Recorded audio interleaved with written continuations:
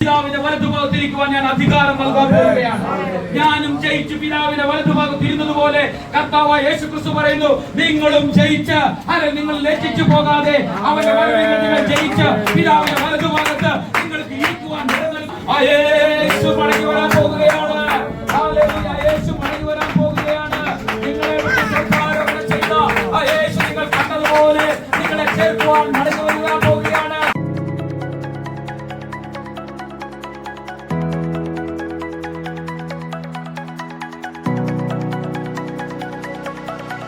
യെശയ്യാ പ്രവാചകൻ യേശു കർത്താവിന്റെ വരവിനെ കുറിച്ച് പറയുകയാണ്. നമുക്കൊരു ശിശു നൽകപ്പെട്ടിരിക്കുന്നു, നമുക്കൊരു മകൻ ജനിച്ചിരിക്കുന്നു. അവൻ ആരാണ്? അവൻ അത്ഭുത മന്ത്രി, വീരനാം ദൈവം, സമാധാനത്തിന്റെ പ്രഭു, നിത്യപിതാവ്. ഈ ലോകത്തിലെ മന്ത്രിമാർക്ക് പല പ്രശ്നങ്ങളും എന്താണ്? ഹല്ലേലൂയ. അത് പരിഹരിക്കാൻ കഴിയാതെ വരുമ്പോൾ നമ്മുടെ മന്ത്രി ആരാണ്? അവൻ അത്ഭുത മന്ത്രിയാണ്. ഹല്ലേലൂയ. അവൻ വീരനാം ദൈവമാണ്. ലോകരാജ്യങ്ങൾ ഒരു കസാരയ്ക്ക് ഒരു ടേബിളിന് മുമ്പിൽ അപ്പുറത്തും ഇപ്പുറത്തും ഇരുന്ന യുദ്ധത്തിന്റെ സമാധാനത്തിന് വേണ്ടി ചർച്ചകൾ നടത്തി അവരെഴുന്നേറ്റ് അവരുടെ രാജ്യത്തിന് മുമ്പിൽ എത്തിച്ചേരുന്നതിന് മുമ്പ് അവിടെ നിന്നാണ് അവർ രാജ്യം അവിടെ എന്താണ് സമാധാനത്തെ തകിടം മറിച്ചുകൊണ്ട് അവർ മിസൈൽ അയച്ചിട്ടാണ് സമാധാനം തകർത്തുകളെ.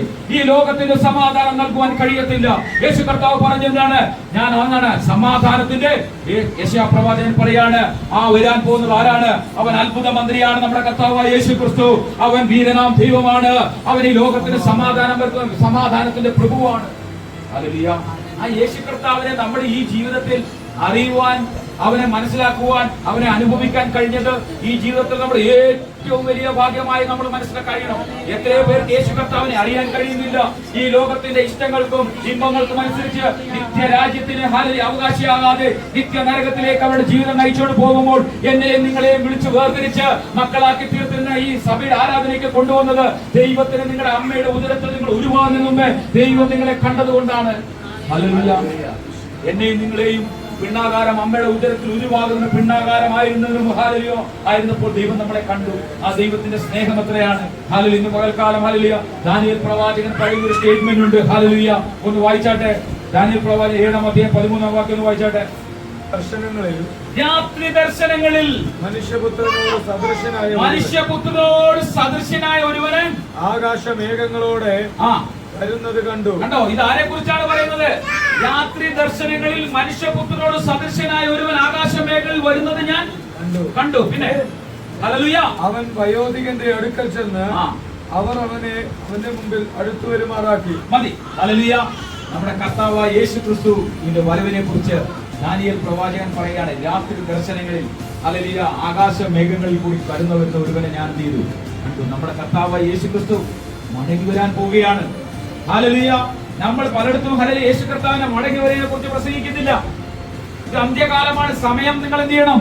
തക്കത്തിൽ ഉപയോഗിക്കണം. നമ്മുടെ കർത്താവായ യേശു ക്രിസ്തു, ഞാൻ ഇങ്ങനെ ഛത്തീസ്ഗഡിൽ ഒരു ചർച്ചിൽ പ്രസംഗിച്ചപ്പോൾ കർത്താവായ യേശു ക്രിസ്തുവിന്റെ മടങ്ങി വരവിനെ പ്രസംഗിച്ചു. അവർക്ക് യേശു ക്രിസ്തു മടങ്ങി വരുമെന്ന് അവർക്കറിയത്തില്ല.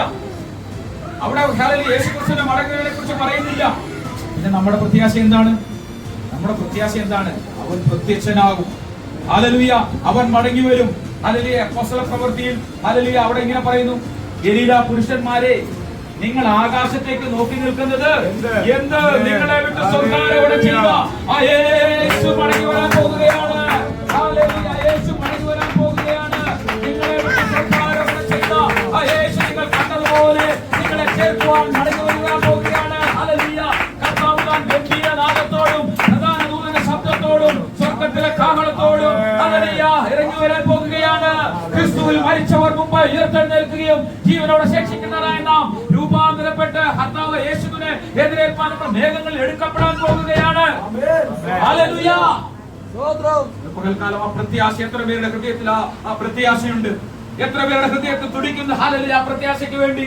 ഇന്ന് പകൽക്കാലം ഹല്ലേലൂയ ആ പ്രത്യാശയ്ക്ക് നിങ്ങൾക്ക് ഭംഗം വരരുത്.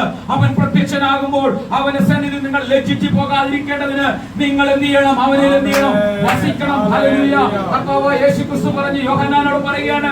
യോഹന്നാൻ അപ്പോസ്തലനെ ഹല്ലേലൂയ ഡൊമീഷ്യൻ ചക്രവർത്തി അവനെ കൊല്ലുവാൻ വേണ്ടി തിളച്ച എണ്ണയിലിട്ട് ഹല്ലേലൂയ അവൻ മരിക്കാതിരുന്നിട്ട് അവനെ പത്മോസിലേക്ക് നാടുകടത്തി. ഹല്ലേലൂയ. ഈ 96 വയസ്സുള്ള ഈ വയോവിദ്യൻ ഹല്ലേലൂയ പത്മോസിന്റെ ഒരു പ്രത്യേകത എന്താണ്?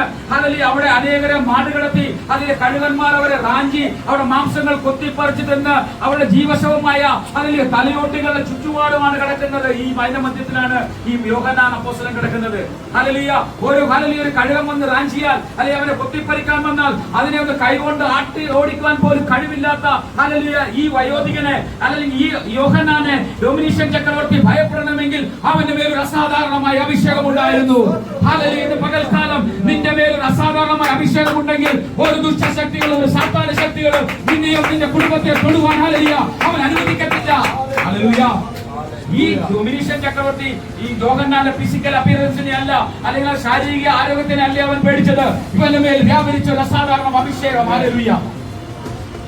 ആ അവിടെ വെളിപ്പാട് പുസ്തകത്തിൽ ഇങ്ങനെ പറയുന്നു, കർത്തൃ ദിവസത്തിൽ ഹല്ലേലൂയ കർത്താവ് യേശു ക്രിസ്തുവിന്റെ സാക്ഷ്യത്തിനും വചനം നിമിത്തം യോഹന്നാനെ പത്മോസ് ഇതിലേക്ക് നാട് കടത്തിയപ്പോൾ കർത്താവ് യേശു ക്രിസ്തു അവന് പ്രത്യക്ഷനായി.